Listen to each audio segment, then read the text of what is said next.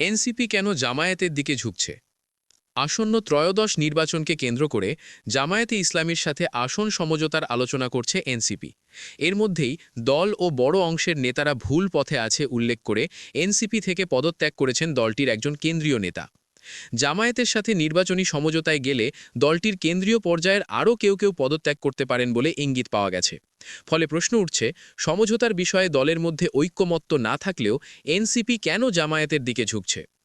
রাজনৈতিক বিশ্লেষকদের অনেকে মনে করেন, রাজনীতিতে নতুন বন্দোবস্ত আনার প্রতিশ্রুতি, ৩০০ আসনেই প্রার্থী দেওয়ার পরিকল্পনা, নির্বাচনে জয়ী হয়ে সরকার গঠনের মতো আত্মবিশ্বাস দেখানোর পরও শেষ পর্যন্ত কয়েকটি আসনের জন্য পুরনো রাজনৈতিক শক্তির সঙ্গেই জোট বাঁধার আলোচনা এনসিপিকে একটি প্রশ্নবিদ্ধ জায়গায় ফেলে দিচ্ছে।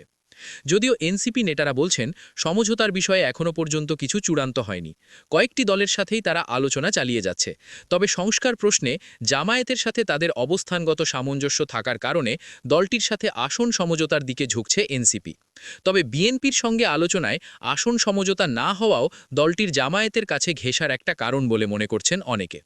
এদিকে গণ অভ্যুত্থানের পর বাংলাদেশের রাজনীতিতে পরিবর্তনের যে প্রতিশ্রুতি এনসিপি দিয়েছিল, তার সঙ্গে দলটির কর্মকাণ্ডের কোনো মিল পাওয়া যাচ্ছে না বলেও মনে করছেন বিশ্লেষকেরা। ফলে গতানুগতিক রাজনৈতিক সিদ্ধান্তের কারণেও সমালোচনার মুখে পড়ছে দলটি। রাজনৈতিক পর্যবেক্ষকদের মতে, নির্বাচনী সমীকরণ থেকে ক্ষমতার রাজনীতিতে নিজেদের অবস্থান পোক্ত করতেই এনসিপি জামায়াতের দিকে ঝুঁকছে। তবে এই সিদ্ধান্ত দলটির জন্য কতটা হিতকর হবে সে সন্দেহ প্রকাশ করেছেন কেউ।